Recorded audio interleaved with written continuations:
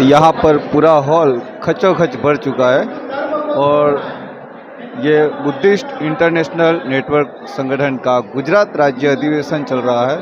यहाँ पर माननीय विलास खरात जो प्रोफेसर डॉक्टर विलास खरात यहाँ पर उपस्थित हुए हैं और नामी इनामी वक्तागण यहाँ पर है। और यहाँ पर लोग ऐसे आ रहे हैं कि जैसे कोई मेला जम रहा हो और हॉल में कुर्सी भी कम पड़ रही है और वो अपना स्थान स्वयं ले रहे हैं और अपनी स्वयं शिस्त के अनुसार ये कार्यक्रम चल रहा है। ये देख सकते हैं हम स्टेज पे कार्यक्रम चालू है और 1 घंटा होने के बावजूद भी यहाँ पर लोग आते जाते हैं और पर काफ़ी तादाद में महिलाएं भी आई है और पूरे गुजरात से लोग यहाँ पर उमड़ रहे हैं और पूरा गुजरात यहाँ पर बुद्धिस्ट इंटरनेशनल नेटवर्क अधिवेशन में सहभागी होने जा रहा है। हमारे सामने जो भंते जी है और डॉक्टर प्रोफेसर विलास खरात साहब भी बैठे हुए हैं।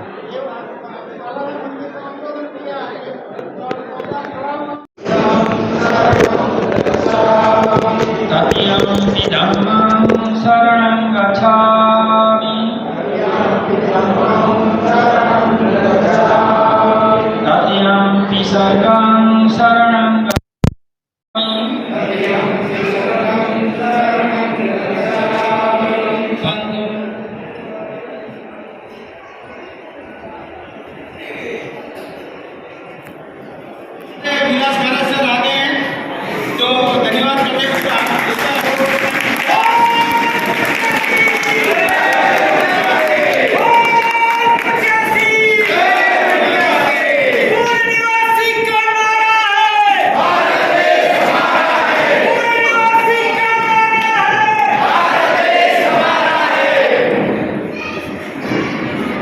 तो साथियों इस तरह से हम सभी लोग विलास खरात सर का धन्यवाद अदा करते हैं। तो साथियों जाने जो प्रतिक्रांति हमारे देश में थी, लेकिन नंद वंश के बाद हमारे देश में ईसा पूर्व 324 में मौर्य वंश की स्थापना हुई। સૌથી પહેલાં હું શ્રી પ્રવીણભાઈ સુતરિયાનો હૃદયપૂર્વક આભાર માનીશ કે એમણે મને અહીંયા આમંત્રણ આપી અને બોલવા માટે મોકો આપ્યો. ઓપોર્ચ્યુનિટી, મોકો, એનો મતલબ એ છે કે અત્યારે આ જે આપણું આયોજન કર્યું છે એમાં આપણે જેટલી સંખ્યામાં સ્ત્રીઓ જોઈ રહ્યા છે, વર્ષો પહેલાં હું જોતી હતી કે સ્ત્રીઓની સંખ્યા બહુ ઓછી હતી અને આપણા જ સમાજના જે ભાઈઓ છે એમણે જે યોગદાન કર્યું અને એના કારણે આ જે સ્ત્રીઓની સંખ્યા આપણને જે દેખાઈ રહી છે એ આપણા જે સમાજના ભાઈઓ છે એમનું આ યોગદાન છે. હિન્દુ ધર્મમાં એમ કહે છે પુરુષને આગળ લાવવા પાછળ એક સ્ત્રીનો હાથ છે, પણ હું અહીંયા એમ કહીશ કે આ બધી જે સ્ત્રીઓ આવી છે એની પાછળ પુરુષોનું યોગદાન છે. તો આપણે પુરુષોનો આભાર માનવો જોઈએ કે એમણે આપણને ઘરમાંથી બહાર નીકળવાનો એક મોકો આપ્યો. બીજું, બુદ્ધ ધર્મ. સૌથી પહેલાં આપણે બાબા સાહેબ વિશે વાત કરીશું કે બાબા સાહેબને બહુ બધા ધર્મો અંગીકાર કરવાનો મોકો હતો, છતાં એમણે બૌદ્ધ ધર્મનો અંગીકાર કર્યો. ક્રિશ્ચિયન ધર્મ અંગીકાર કરી શકતા હતા, બીજા ઘણા બધા મુસ્લિમ ધર્મ અંગીકાર કરી શકતા હતા, પણ વર્ષોની એમની તપશ્ચર્યા, વર્ષોનું એમનું નોલેજ અને એના પછી એમને જે જાણકારી પ્રાપ્ત થઈ એના પછી કે ભાઈ બૌદ્ધ ધર્મ છે એ આપણો મૂળભૂત ધર્મ છે અને જે બૌદ્ધ ધર્મ છે એ સમાનતાનો ધર્મ છે. એમાં સ્ત્રી અને પુરુષને સમાન માનવામાં આવ્યા છે અને દરેક કાર્ય સ્ત્રીઓ કરી શકે છે. આપણે અત્યારે બહાર સમાજમાં નીકળીએ છીએ તો આપણે જોઈએ છીએ કે સ્ત્રીઓ ખાલી આપણે SC ST સમાજની મહિલાઓ નહીં, પણ જે બ્રાહ્મણ સમાજની જે મહિલાઓ જે અત્યારે આગળ છે એમાં બી બૌદ્ધ ધર્મનો જે સાથ સહકાર છે અને એના કારણે એ લોકો આગળ છે.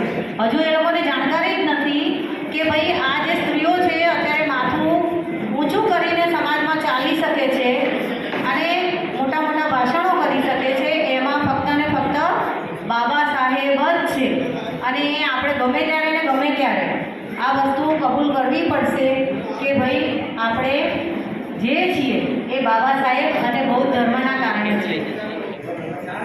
नगर पालिका के हॉल में होने वाला था,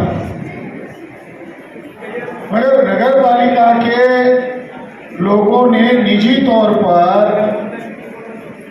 यहाँ के जो लोकल साथी हैं उनको ये कहा कि 30 तारीख को प्रधानमंत्री नरेंद्र मोदी वड़नगर और आसपास दौरे करने के लिए आ रहे हैं, इसलिए आप आपका कार्यक्रम रद्द करा दो.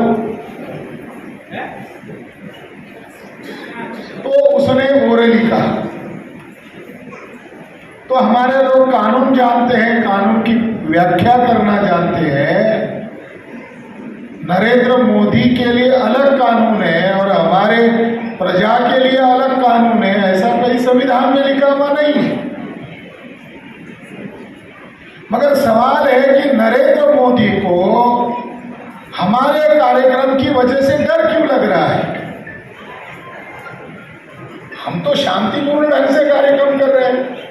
अब हमारे लोगों को समझा रहे, जगा रहे, जोड़ रहे हैं. तो हमने जब उनको कहा लिखित में दो, तब उन्होंने लिखित में जो बोला वो लिखित में नहीं दिया, लिखित में दूसरा ही दे दिया. लिखित में ये कहा कि नगर पालिका का जो हॉल है इसको कलर करने का, रिनोवेशन करने का काम निकाला गया है, इसलिए हम आपके कार्यक्रम को, परमिशन को रद्द करते हैं. उसको मालूम है कि कानूनन रिकॉर्ड बनेगा. तो साथियों उसने हमें लिख के दिया और आज वहां चौकीदार बिठा दिया, बड़े बड़े ताले लगा दिए, क्योंकि हमने उनको लिखित में दिया कि हमारा कार्यक्रम हर हालत में होने वाला है और वड़नगर के नगर पालिका के जो अधिकारी है उनको कोर्ट में हम घसीटने वाले हैं. इस मौके पर मैं ये बात आपको बता रहा हूं. मगर ये जानकारी माननीय मेश्राम साहब को और मुझे हमारे साथियों ने बताई, तो मैंने हमारे साथियों को कहा कि ये जानकारी गुजरात में फैला था कि नरेंद्र मोदी हमारे हॉल के कार्यक्रम से डर गए. तो हमारे साथियों ने कहा, फिर जो लोग आने वाले वो डर गए. तो मैंने उनको कहा कि ये जानकारी गुजरात में फैला दो. तो उनको ऐसा डाउट लगने लगा कि जो आ रहे हैं सरकार बीजेपी की है, आरएसएस बीजेपी की गवर्नमेंट है, तो शायद लोगों में डर ना पैदा हो जाए. तो उन्होंने ये जानकारी न ही फैलाया, ये बहुत गलत किया. ये जानकारी फैलाना चाहिए था. अगर ये जानकारी फैला देते तो हमें ये हॉल जगह कम पड़ती, हमें मैदान में जाकर कार्यक्रम करना पड़ता.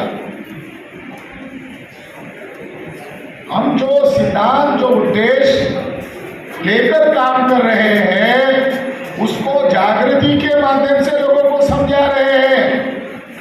मगर जब हमारा दुश्मन हमारे आंदोलन का, हमारे कार्यक्रम का विरोध करता है तो अनपढ़ से अनपढ़ आदमी को भी समझ में आता है वामन मेश्राम जो काम कर रहे हैं वो सही कर रहे हैं. अनपढ़ से अनपढ़ आदमी को भी समझ में आता है. तो इसीलिए मैं इस मौके पर ये कहना चाहता हूं कि जिन अधिकारियों ने ये जो मामला खड़ा किया है इसका जवाब उन्हें कोर्ट में देना होगा. एक तो नहीं देना चाहिए था, परमिशन नहीं देना चाहिए था. देने के बावजूद वो निरस्त क्यों कर रहे हैं? हमारा 29 को कार्यक्रम है और नेक्स्ट डे प्रधानमंत्री क्यों आ रहे हैं? तो शायद आप लोगों को इसकी गंभीरता मालूम नहीं है. हम लोग वड़नगर में कार्यक्रम कर रहे हैं. वड़नगर के नरेंद्र दामोदर दास मोदी यहाँ के नागरिक हैं. हम घर में घुस गए. अहमदाबाद में करते तो अलग बात था, मेहसाना में करते तो अलग बात था। आज हम किधर घुस गए? नरेंद्र दामोदर दास मोदी जहां के निवासी है वहां पर हम आ गए, ये उनको डर लगने लगा। यानी ये जागृति अहमदाबाद में कर रहे, गिर सोमनाथ में कर रहे, सौराष्ट्र में कर रहे, कच्छ में कर रहे, कोई आपत्ति नहीं है, मगर तुम नरेंद्र मोदी को उसके घर में आकर घेर रहे हो, ये वजह उनको डर से। दूसरी बात, हमने जो सब्जेक्ट लगाया उसमें हमने सब्जेक्ट में लिखा है स्पष्ट तौर पर, वड़नगर के बौद्ध स्तर यही सिद्ध करता है कि गुजरात एक समय बौद्धमय था। बीजेपी के लोगों को लगा कि नरेंद्र मोदी को आगे दिखा कर हम राम राज्य की स्थापना कर रहे हैं, और ये वड़नगर में आकर बता रहे हैं कि भारत तो बौद्धमय था ही, मगर गुजरात के बौद्ध स्तर इतने बिखरे हुए वड़नगर में, यह अपने आप सबूत है कि गुजरात एक समय में 100% बौद्धमय था। इसका करंट उनको लगा है। दूसरा विषय हमने लगाया कि सोमनाथ मंदिर के नीचे 3 मंजिला बुद्ध विहार है। यह बात अत्याधुनिक जीपीआर रडार सिस्टम से सिद्ध हुई है, तो प्रधानमंत्री मोदी उस बौद्ध स्थल को मूल निवासी बौद्धों के हवाले क्यों नहीं कर रहे हैं? मोदी को सवाल इसको उसको नहीं पूछ रहे हम लोग, नरेंद्र मोदी को सवाल पूछ रहे जो देश का प्रधानमंत्री है। गुजरात के भरूच, आज जो भरूच है, वहां के लोगों ने उन बौद्ध गुफाओं को बनाने के लिए बड़ा धन दिया, बड़ा त्याग दिया, और उनका बौद्ध धर्म के प्रचार और प्रसार के लिए बहुत बड़ा योगदान है। वहां की बौद्ध गुफाओं में पाली भाषा में आज भी लिखा हुआ है। यह इस बात का प्रमाण और सबूत है कि बौद्ध धर्म पूरे भारत भर में और भारत के बाहर फैलाने का जो बड़ा हिस्टोरिकल रोल किया है वो गुजरात के बुद्धिस्ट लोगों ने किया है, जिनकी आप लोग वर्तमान में औलाद हो। यानी हमारा बाप राजा था, हमारा पुरखा राजा था, ये मानकर अगर हम देखेंगे तो हमें प्राउड होगा, गर्व होगा। मगर ब्राह्मणी व्यवस्था के रूप में अगर देखोगे, हमारा बाप शूद्र था, हमारा बाप अछूत था, हमारा बाप आदिवासी, यानी कोई प्राउड नहीं। मगर हम गुलाम नस्ल के लोग नहीं हैं, हम शासक नस्ल के लोग हैं। ये बात सिद्ध करती है कि गुजरात के लोगों का बौद्ध धर्म के दुनिया में फैलाने में बड़ा योगदान है। साथियों, गुजरात में बड़ी मूवमेंट शुरू करनी होगी, क्योंकि 2024 का चुनाव मंदिर मस्जिद के नाम पर जीतना चाहते हैं, और ये जो चुनाव है ये फर्जी लड़ाई है। हिंदू मुसलमान कोई लड़ाई नहीं है भारत में। हिंदू मुसलमान ये फर्जी लड़ाई है, ये झूठ मूठ की लड़ाई है। हिंदू मुसलमान की लड़ाई की जितनी बार चर्चा होगी, शेड्यूल कास्ट को हिंदू बनाया जाएगा, शेड्यूल ट्राइब को हिंदू बनाना आसान है, ओबीसी को हिंदू बनाना आसान है। वास्तविक लड़ाई क्या है? नाग बौद्ध बनाम विदेशी ब्राह्मण। हिंदू मुसलमान की लड़ाई नहीं है। भारत के मुसलमान नहीं थे तब कौन थे? बौद्ध थे। भारत के जितने भी मुसलमान हैं, वो जब इस्लाम भारत में आया ही नहीं था तब वो कौन थे? बुद्धिस्ट थे। वो कह रहा है कि उनके पुरखे हिंदू थे, गलत। मुसलमानों के पुरखे भी बौद्ध थे। हमारे एसटी के पुरखे भी बौद्ध थे, एसटी के पुरखे भी बौद्ध थे, ओबीसी के पुरखे भी बौद्ध थे, मुसलमानों के पुरखे भी बौद्ध थे। इसलिए हिंदू मुसलमान के नाम पर ब्राह्मण लोग काल्पनिक चीजों को इतिहास के तौर पर प्रस्तुत कर रहे हैं। राम काल्पनिक है, बौद्धों की दशरथ जातक कथा का बोधिसत्व राम की चोरी किया और वाल्मीकि रामायण बनाया। राम बौद्धों का है मगर वो जातकों का पात्र है, उसको आधार बनाकर उन्होंने रामायण लिखा। रामायण में बुद्ध का 16 बार जिक्र है। रामायण बुद्ध के बाद लिखा हुआ है, ये अपने आप सबूत है। रामायण में बुद्ध का कितनी बार जिक्र है? 16 बार जिक्र है। महाभारत में बुद्ध का कितने बार जिक्र है? 137 बार जिक्र है। रामायण बुद्ध के बाद लिखा गया, ये खुद रामायण सबूत है। महाभारत बुद्ध के बाद लिखा गया, महाभारत खुद इसका सबूत है। साथियों, नरेंद्र मोदी और ब्राह्मण लोग क्या करना चाहते हैं? वो लोग काल्पनिक बातों को हिस्ट्री का पार्ट बनाना चाहते हैं। आस्था के नाम पर रंजन गोगोई ने फैसला दिया 2 लाख लोग गुजरात से गिर सोमनाथ, चलो गिर सोमनाथ। ये सम्मेलन होते ही आप लोगों को चलो गिर सोमनाथ का प्रचार और प्रसार करना है और वहां पर महिला पुरुष तैयारी करके लोगों को ले आना है। वहां कोई जतरा नहीं है, वहां कोई बाबा साधु नहीं है, मगर वहां बुद्ध की विरासत है। तो वहां दिमाग के साथ आना है, ताकत बनाकर आना है, साधन और संसाधनों को इकट्ठा करके आना है। ये बात मैं आप लोगों को कहता हूँ और मंत्री जी जो कह रहे हैं उसके पास ठोस सबूत है, उनको एक वकील में दे देता हूँ और मंत्री जी के नाम से वो केस दायर कर देते हैं। वो जो उनका मामला है, उनका कहना तो सही मामला है, इनको आप पूर्ण रूप से सहायता देते हैं। मगर बाबा साहब अम्बेडकर को जैसे भिक्खू चाहिए वैसे कमिटेड भिक्खू अगर आ जाए आगे तो बुद्धिस्ट इंटरनेशनल नेटवर्क उनका भी राष्ट्रीय संगठन बनाकर देगा। यही बात कहकर मेरी बात को खत्म करता हूँ। आप लोगों को सूचना है, आप लोग भोजन भी करो और भोजन है मूल निवासी बौद्धों का। वडनगर किसका है? मूल निवासी बौद्धों का। वडनगर किसका है? मूल निवासी बौद्धों का।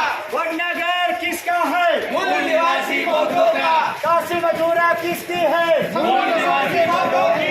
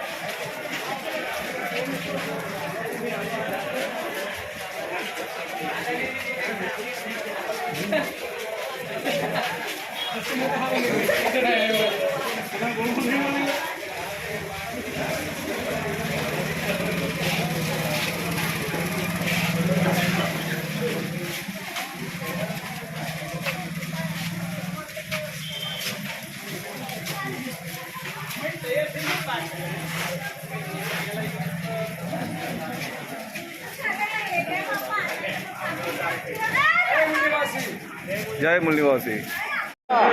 यह वडनगर प्राचीन ऐतिहासिक नगर है। यहाँ पर वो 21वीं सदी में जो खोदकाम हुआ है उसमें जो पुरातत्व विभाग ने जो किया है उसमें बौद्ध स्थल निकला है। ये वडनगर बौद्धों की भूमि हम देख रहे हैं।